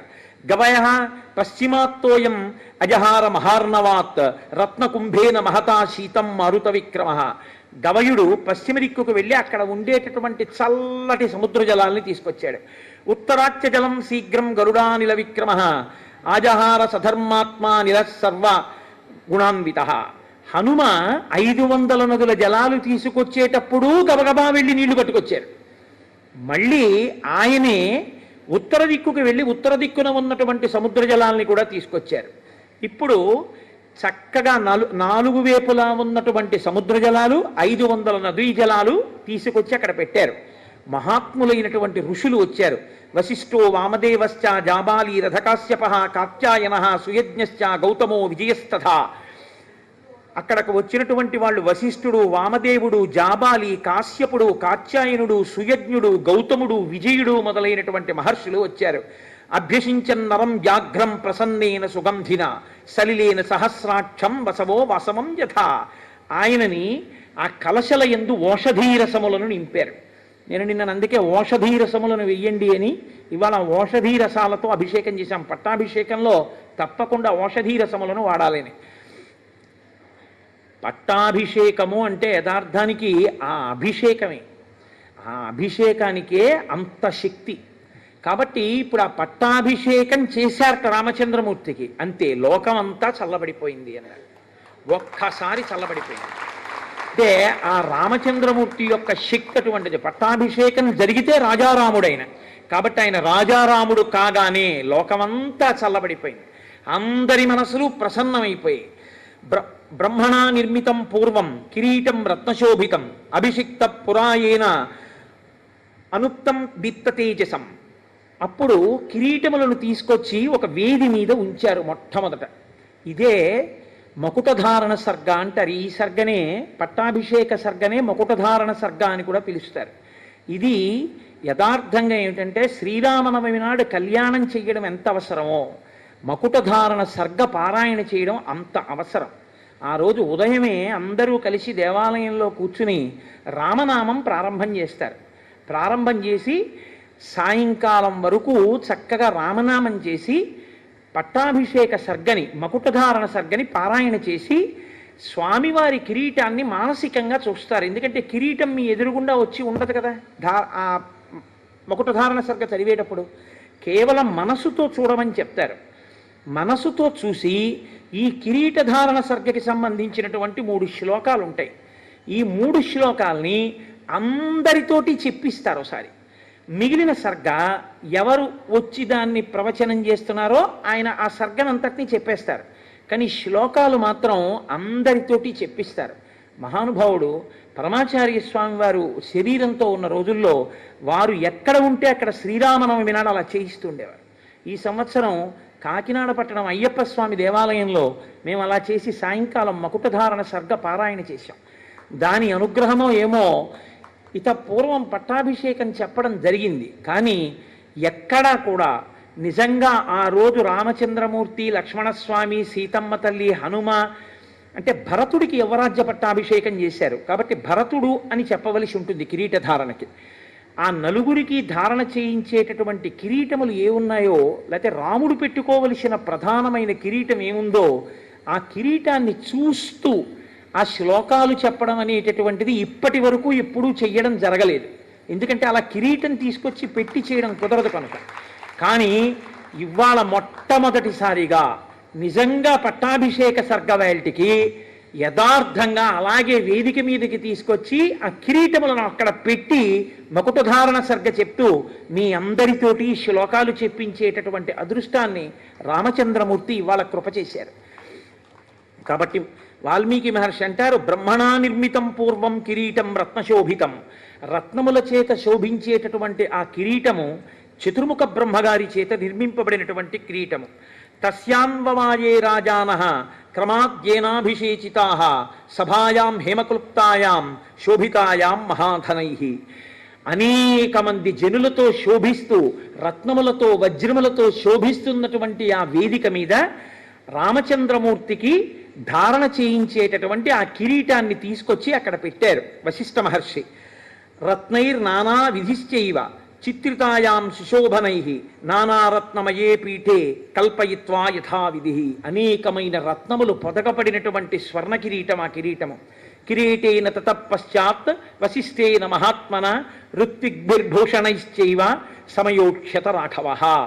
మిగిలినటువంటి వారందరూ ఏకకంఠంతో స్వస్తివాచకం పలుకుతుండగా వశిష్ఠ మహర్షి తన చేతులతో ఆ కిరీటాన్ని రామచంద్రమూర్తి యొక్క శిరస్సు మీద అలంకరించారు.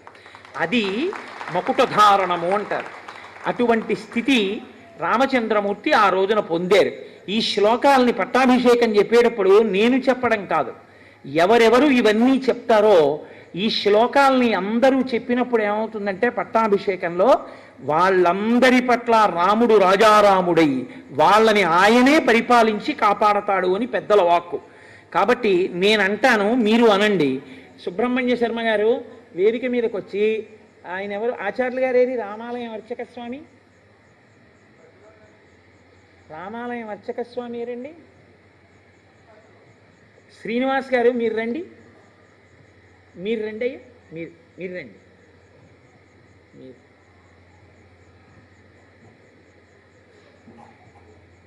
మీ ముగ్గురును మీరు రండి. ఆయన మీరే రండి. మీరు నలుగురు 4 కిరీటాలు ఎత్తి పట్టుకోండి.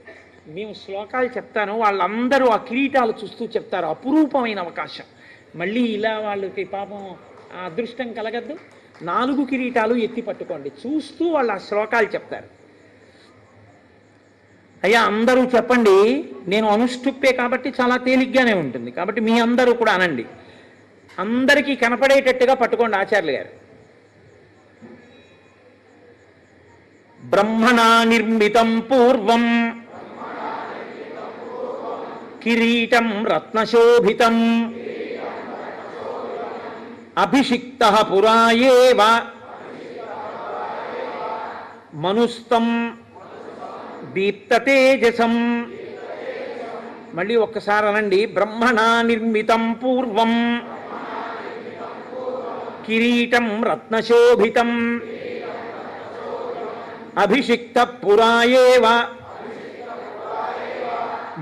మనుస్తం దీప్తతేజసం తస్యాన్వవాయే రాజానః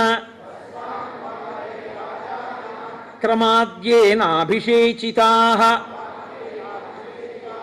సభాయాం హేమక్లుప్తాయాం శోభితాయాం మహాధనైః రత్నైర్నానావిధిశ్చైవ చిత్రితాయాం శిశోభనైః నానారత్నమయే పీఠే కల్పయిత్వా యథావిధిః కిరీటేన తతః పశ్చాత్ వసిష్ఠేన మహాత్మనా ఋత్విగ్భిర్భూషణైశ్చైవ సమయోక్ష్యత రాఘవః. అవి అక్కడ పెట్టి అయ్యా ఆ హారాలు తీసి చూపించండి. అనేకమైన రత్నములతో కూడిన వేదిక మీద కిరీటములు ఉన్నాయి అన్నారు. పూర్ణంగా రామానుగ్రహం కలిగింది ఇవాళ. అనేక వజ్రవైడూర్యములు, పచ్చలు, కెంపులు మొదలైనటువంటివి పొదగబడి ఇవాళ రామ లక్ష్మణులకు, ఆ హనుమకు, సీతమ్మకు అలంకరింపబడడానికి సిద్ధమై వచ్చినటువంటి అమూల్యమైనటువంటి నూతన ఆభరణములు, వాటితో రత్నములతో కూడినటువంటి వేది మీద ఆ కిరీటములు యథార్థంగా ఉన్నాయంటే పరిపూర్ణంగా రామానుగ్రహం కలిగి వేదిక అలా సిద్ధమైంది అని గుర్తు. అవి అక్కడ ఉంచి మీరు కూర్చోవచ్చు. ఇప్పుడు శత్రుఘ్నుడు స్వామికి శుభప్రదమైనటువంటి తెల్లని ఛత్రమును పట్టుకున్నాడు. సుగ్రీవుడు తెల్లని వింజామరలతో వీస్తున్నాడు. విభీషణుడు చంద్రకాంతులీనుతున్నటువంటి మరొక వింజామరని తీసుకున్నాడు. దేవేంద్రుడు వాయువు చేత అతి సుందరమైనటువంటి 100 పద్మములతో కూడినటువంటి ఒక హారాన్ని పంపించాడు. పట్టాభిషేకం జరిగినటువంటి రోజు మధ్యాహ్నం గంధర్వులు గానం చేశారు. ఇవాళ మనకి కూడా గంధర్వగానమే జరిగింది మధ్యాహ్నం. యథార్థమైనటువంటి పట్టాభిషేకం ఆనాడు అయోధ్యలో జరిగితే మళ్ళీ ఆ తర్వాత బహుశः గుంటూరులో ఇవాళే జరుగుతుంది. రామచంద్రమూర్తి ఎంతో సంతోషించారు. లోకమంతా చల్లబడిపోయింది, అందరి మనసులు చల్లబడిపోయాయి. ఎక్కడ చూసినా ఆనందమే.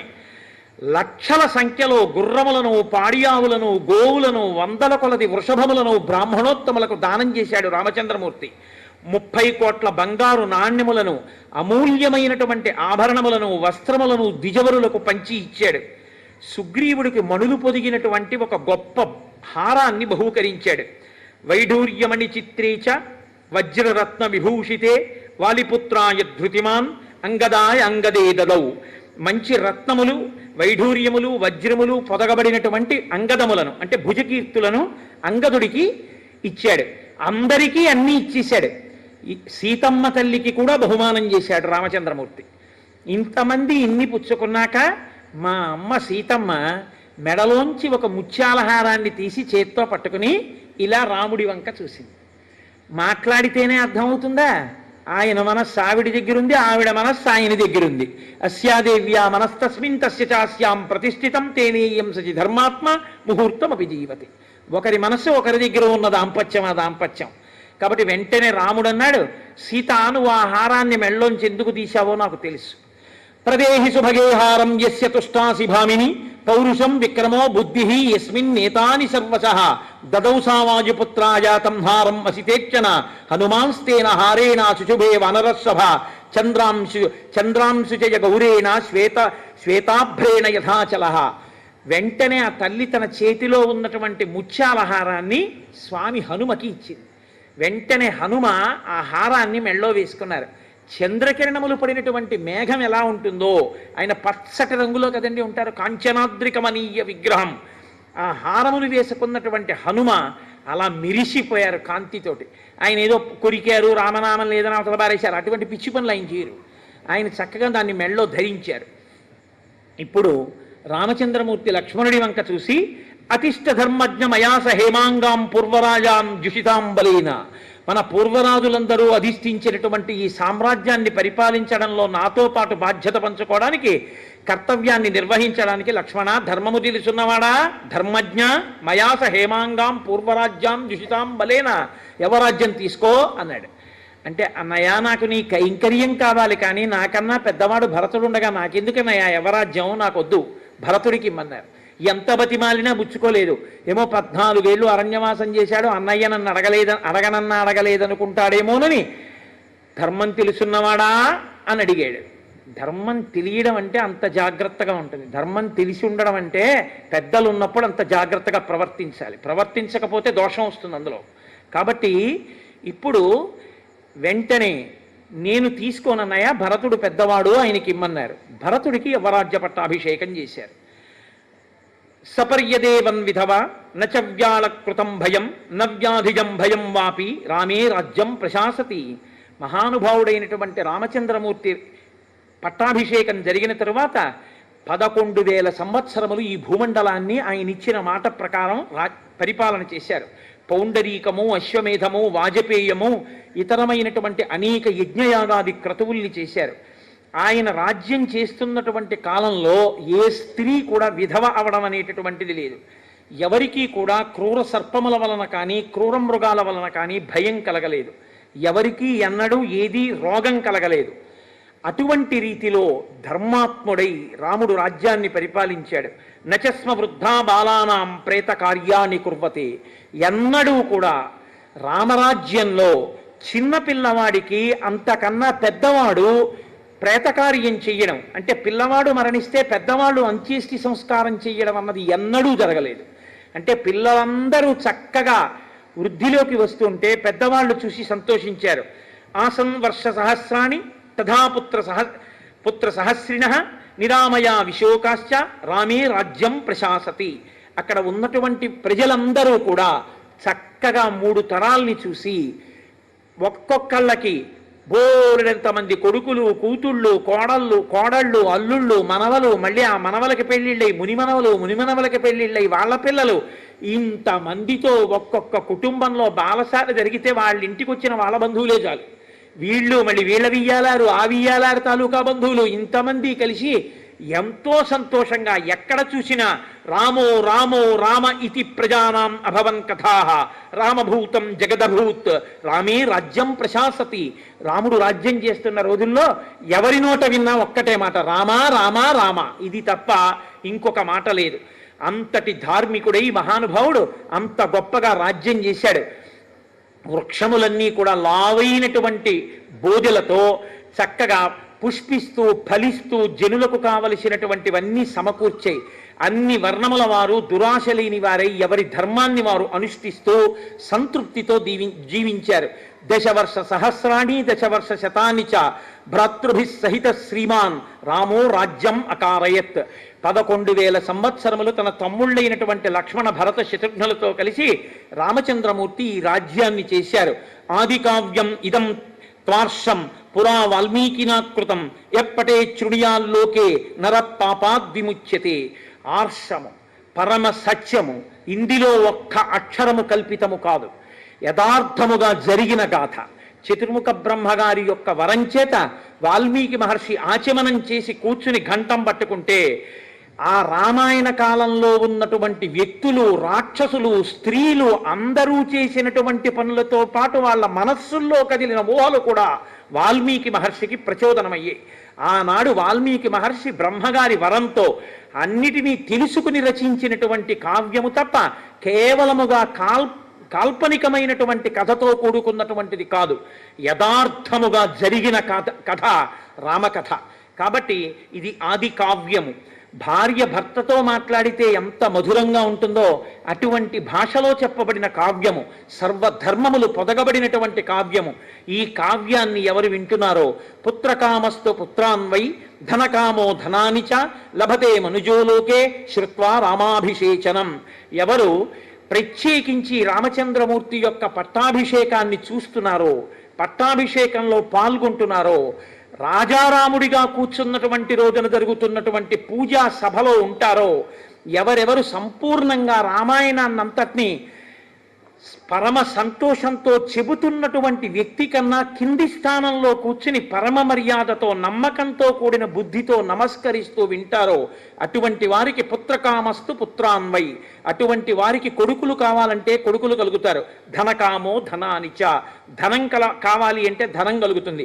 మహీం విజయితే రాజా, ఈ భూమండలాన్ని గెలవాలి అని రాజులు అనుకుంటే రామాయణాన్ని వింటే వాళ్ళు భూమండలాన్ని గెలుస్తారు. రిపుంశ్చాప్యధితిష్టతి, శత్రువుల్ని గెలుస్తారు. రాఘవేణ యథామాత సుమిత్రా లక్ష్మణేన చ భరతేనైవ కైకేయీ జీవపుత్రాస్తథా స్త్రియ భవిష్యంతి సదానంద పుత్ర పౌత్ర సమన్వితాః. కౌసల్య, సుమిత్ర, కైకేయి ఎలా కొడుకులతో చక్కగా కొడుకులు బ్రతికుండగా ఆ కొడుకుల్ని చూసి సంతోషించి ప్రయోజకులైన కొడుకులని తల్లి సంతోషించిందో అలా రామాయణాన్ని పఠనం చేసినటువంటి వాళ్ళందరికీ కూడా బిడ్డలు ప్రయోజకులై ఆ తల్లులు ఆనందాన్ని పొందుతారు. శ్రుత్వా రామాయణమిదం దీర్ఘమాయుశ్చ విందతి రామస్య విజయం చైవ సర్వం అక్లిష్టకర్మణః. ఎవరు హేళగా పనులు చేయగలిగినటువంటి రామచంద్రమూర్తి యొక్క వైభవంతో కూడిన ఈ రామాయణాన్ని, సంపూర్ణ రామాయణాన్ని వింటున్నారో అటువంటి వారు దీర్ఘాయుర్దాయాన్ని పొందుతారు. సమాగమం ప్రవాసాంతే లభతే చాపి బాంధవై ప్రార్థితాంశ్చ వరాన్ సర్వాన్ ప్రాప్నుయాదిహ రాఘవాత్. ఎవరు ఈ రామాయణాన్ని వింటున్నారో అటువంటి వారికి దూరదేశంలో ఉన్నటువంటి వారితో సమాగమం సిద్ధిస్తుంది. వారు తొందరలో తమకి అత్యంత ప్రాణప్రియులైన వారెవరున్నారో వాళ్ళని కలుసుకుంటారు, కలుసుకుని సంతోషాన్ని పొందుతారు. శ్రవణేన సురాహ సర్వే ప్రియంతే శృణ్వతాం వినాయకాశ్చ శామ్యంతి గృహే తిష్టంతి యస్య వై. ఎవరైతే ఈ రామాయణాన్ని వింటున్నారో అటువంటి వారి ఎడల దేవతలందరూ ప్రసన్నులవుతారు. అటువంటి వారి ఎడల ఏవైతే ఉగ్రమైనటువంటి భూతములు ఉన్నాయో అవన్నీ కూడా ఉపశాంతి పొందుతాయి. అరిష్టమైనటువంటి గ్రహములు తాము ఇచ్చేటటువంటి ఫలితములు ఏ ఉంటాయో ఆ ఫలితములు ఇవ్వకుండా ఆపు చేసి వాళ్ళు అభ్యున్నతిని పొందుతారు. విజయేత మహీం రాజా ప్రవాసీ స్వస్తిమాన్ వ్రజేత్ స్త్రియా రజస్వలాహ శ్రుత్వా పుత్రాన్ సూయురనుత్తమాం. రజస్వలైనటువంటి స్త్రీ ఈ రామాయణాన్ని వింటే, అంటే ఇంకా బిడ్డలు పుట్టవలసినటువంటి స్త్రీ, వివాహమైనటువంటి ఆమె ఈ రామాయణ కావ్యాన్ని వింటే చాలా ఉత్తమమైనటువంటి సంతానాన్ని పొందుతుంది. పూజయంశ్చ పటేశ్చేమం ఇతిహాసం పురాతనం సర్వ పాపాత్ ప్రముచ్యేత దీర్ఘమాయురవాప్నుయాత్. ఎవరైతే ఈ శ్రీరామాయణ కావ్యాన్ని వింటున్నారో వాళ్ళకి అన్ని కోర్కెలు నెరవేరుతాయి. ఎవరికి ఏ కోర్కె తీరాలో, ఏ అభ్యున్నతిని పొందాలో ఆ అభ్యున్నతి వాళ్ళకి కలుగుతుంది. అభ్యున్నతి కలగడం కాదండి, మీకు నేను ఒక యథార్థం చెప్తున్నాను. శ్రీరామాయణం వింటుండగా చేయవలసిన సంస్కారం చేయబడకపోతే ఆ సంస్కారము సశాస్త్రీయముగా చేయబడినది అవుతుంది. షష్ఠి పూర్తి చేసుకోవలసిన వాడు చేసుకోలేదనుకోండి, సంపూర్ణ రామాయణాన్ని వింటే వాడు షష్ఠి పూర్తి సశాస్త్రీయంగా చేసుకున్నట్టే. ఎవరు ఏ సంస్కారములను పొందాలో ఆ కాలంలో ఆ సంస్కారములను పొందకపోయినా రామాయణాన్ని విన్నటువంటి వాళ్ళకే ఆ సంస్కారములు పొందినటువంటి ఫలితాన్ని ఈశ్వరుడు వాళ్ళ ఖాతాలో వేస్తాడు. శ్రీరామాయణానికి అంత శక్తి ఉంది. అందుకే రామాయణం చెప్దామన్నా రామాయణం విందామన్నా అంత తేలిక కాదు. సీతారామచంద్ర ప్రభువు యొక్క పరిపూర్ణమైనటువంటి అనుగ్రహం ఉంటే తప్ప రామాయణం చెప్పడమూ కుదరదు, రామాయణం వినడమూ కుదరదు. నేను మీకు ఒక యథార్థం మనవి చేస్తున్నాను ఇవాళ. నేను చెప్తున్నటువంటి ఈ రామాయణం, నేను చేస్తున్న ఈ ప్రసంగాలు ఒక 15 రోజుల క్రితం నేను ఆపు చేసేసి నేను వెనక్కి వెళ్ళిపోవాలి. అంత పెద్ద ప్రమాదం ఒకటి వచ్చేసింది నాకు, అశౌచమే వచ్చేస్తుంది. అంత పెద్ద ప్రమాదం ఒకటి ఏర్పడింది. కానీ రామానుగ్రహం ఉంది, నా తల్లి సీతమ్మ తల్లి అనుగ్రహం ఉంది. ఎవరు శరీరం విడిచిపెట్టేస్తే, ఎవరికి ప్రమాదం జరిగితే నాకు అశౌచం వస్తుందో, నేను రామాయణం చెప్పడానికి అనర్హత పొందుతానో, నేను రామాయణం చెప్పకుండా ఆపి మళ్ళీ మొదలు పెట్టవలసి వస్తుందో, అటువంటి పరిస్థితి రాకుండా తట్టుకోగలిగినంత ఓపిక అసలు ఆయనకి లేకపోయినా ఈశ్వరుడు ఆయనకి ఆయుర్దాయాన్ని ఇచ్చి కాపాడి రామాయణ ప్రవచనానికి అభ్యంతరం లేకుండా ఆయన నాకు అశౌచం రాకుండా ఆయుర్దాయం ఇచ్చి ఆయన్ని రక్షించేశాడంతే. అంటే శ్రీరామాయణం ఎంత శక్తివంతమో, రామాయణాన్ని నమ్మి మొదలు పెడితే రామచంద్రమూర్తి అనుగ్రహం ఎంత పరిపూర్ణంగా ఉంటుందనడానికి ఇదే తార్కాణం. రామాయణం మొదలుపెట్టాక మీరే ప్రత్యక్షంగా చూశారు ఎన్ని ఘట్టాలలో, ఎన్ని చోట్ల రామానుగ్రహం స్పష్టంగా కనపడిందో. కాబట్టి పూజయంశ్చ పటేశ్చేమం ఇతిహాసం పురాతనం సర్వపాపాత్ ప్రముచ్యేత దీర్ఘమాయురవాప్నుయాత్. దీర్ఘమైనటువంటి ఆయుర్దాయాన్ని పొందుతారు, సర్వ పాపములు కూడా పోతాయి. ఇది అతి పవిత్రమైనటువంటి ఇతిహాసము, పురాతనమైన ఇతిహాసము. ఇతి హా అసం అంటే ఇది ఇలాగే జరిగినది. అందుకే రామాయణం సత్యమేమి, ఒక్క వాల్మీకి రామాయణమే సత్యం, బ్రహ్మగారి వరం. ఇది హా అసం, ఇది ఇలా జరిగినది, ఇది కల్పిత గాథ కాదు, ఇది సృష్టింపబడినది కాదు, కేవలము కల్పించి మీకు సంతోషాన్ని చేకూర్చేది కాదు, యథార్థముగా జరిగిన కథ. అప్పుడు జరిగిన కథ ఇప్పటికీ ఎందుకు చెప్తారు అంటే, రామాయణమిదం కృత్స్నం శృణ్వతః పఠతః సదా ప్రీయతే సతతం రామః సహి విష్ణు సనాతనః.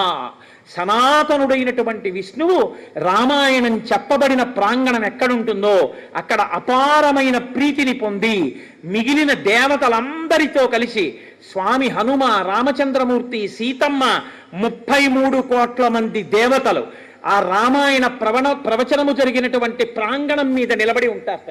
నిలబడి పట్టాభిషేక సర్గనాడు చూస్తూ ఉంటారు. పితృదేవతలందరూ కూడా విశేషమైనటువంటి ఆనందాన్ని పొందుతారట. పట్టాభిషేక సర్గ దగ్గరికి వచ్చేటప్పటికీ రామాయణం అంత శక్తిని పొందుతుంది. కాబట్టి ఆదిదేవో మహాబాహు హరిర్నారాయణ ప్రభు సాక్షాద్ రామో రఘుశ్రేష్ఠ శేషో లక్ష్మణ ఉచ్యతే. ఆయన సహి విష్ణు సనాతన, సనాతనుడైనటువంటి విష్ణువు యొక్క కథ. ఆయన ఆదిదేవుడు, మహాబాహు, హరి, నారాయణుడు, స్వయంగా ఆయన ప్రభు.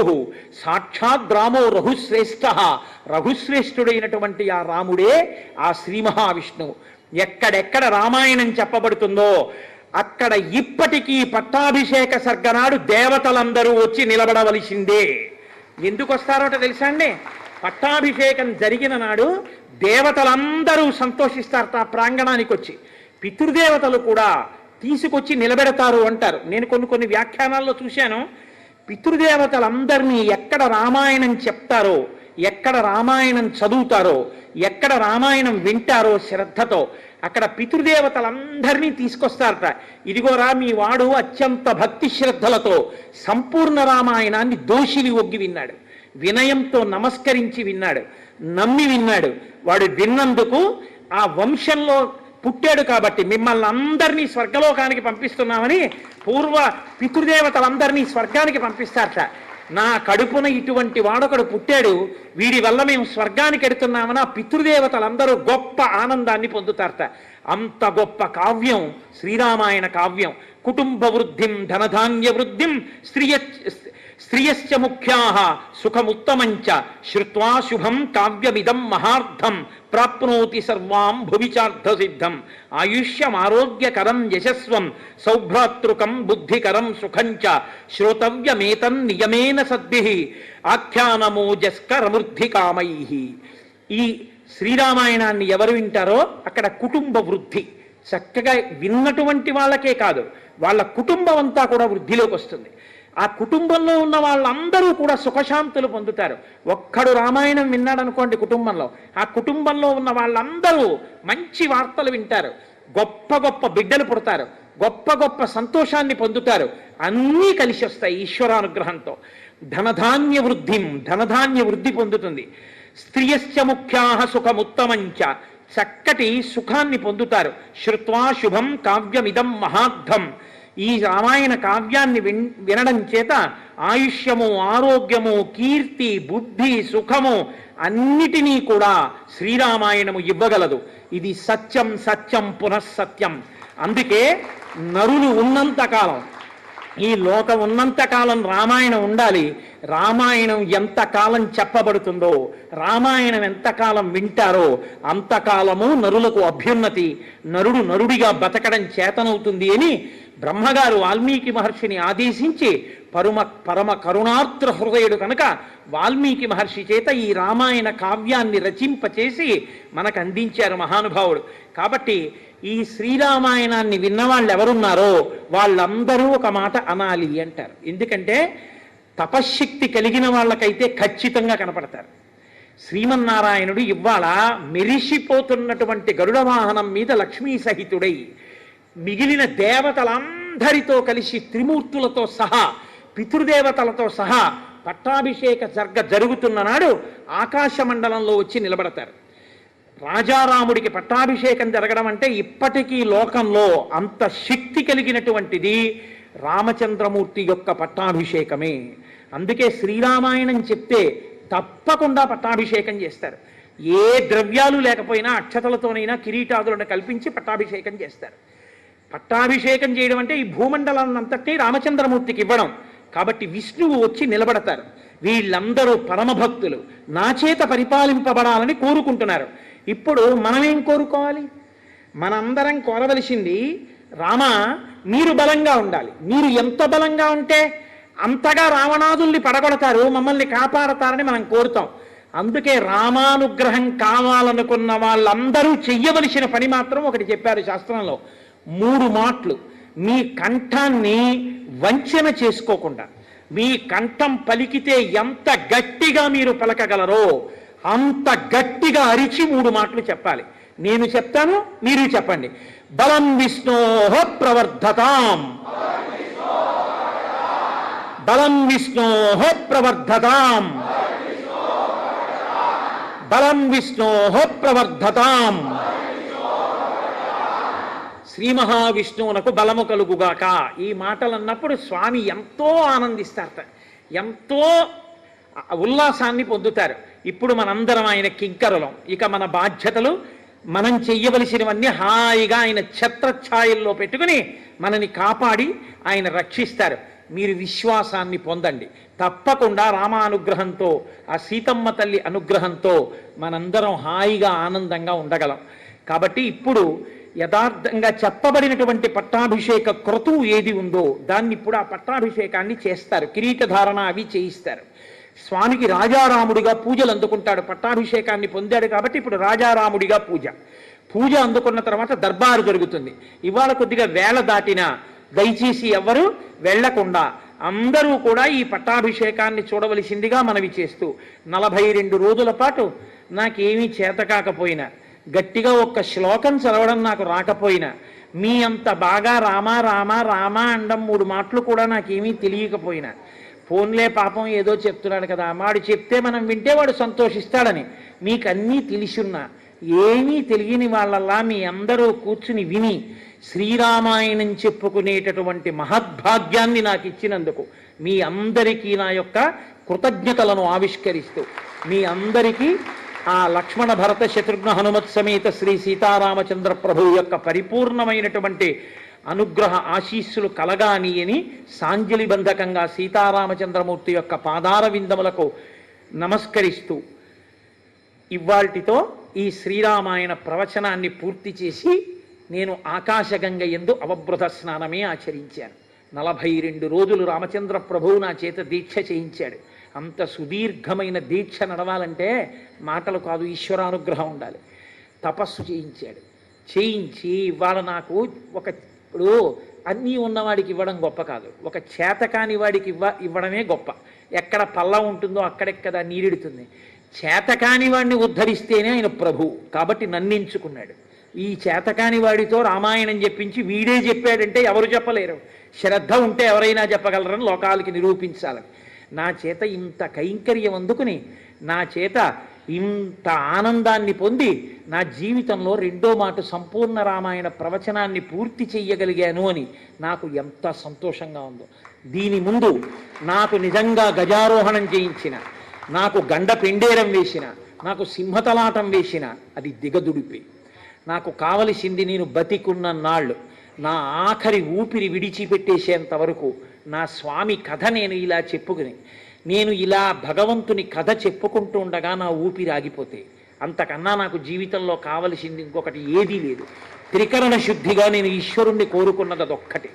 ఇవాళ కూడా నేను రామాయణ ప్రవచనం పూర్తి చేస్తూ రామాయణ కావ్యం మీద నా రెండు చేతులుంచి స్వామి పట్టాభిషేకంలో ఆయన పాదాల దగ్గర నేను కోరుకున్న కోరిక అంటూ ఏమైనా ఉంటే అదొక్కటి.